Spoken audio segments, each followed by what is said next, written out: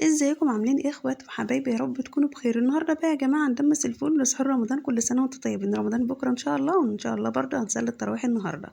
طبعا يا جماعه بجيب الفول بنقعه لمده 10 ساعات. بعد كده بغير الميه بتاعته واحط له ميه مغليه تمام، وانزل عليه كده ب8 كيلو عدس وطماطمايه متقطعه زي ما انتم شايفين، وخمس فص ثوم، وكمان ليمونه متقطعه نصين او 4/4 تمام.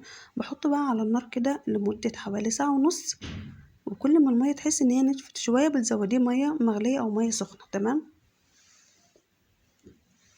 شايفين بقى القوام بتاعه روعة ازاي؟ عايزين بقى نحضر طبق فول كده لذيذ كده بألف هنا وشفا يا جماعة. لو عجبكم الطريقة طبعا اعملوا لايك، ولو أول مرة يشوف قناتي ينزل يشترك فيها ويفعل زرار الجرس عشان يوصلكم إشعارات بالحاجات اللي بنزلها.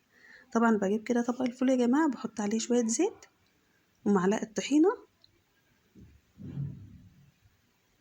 وشوية بقى كمون كده وشوية فلفل اسود وشوية ملح، وعليهم بقى شوية شطة،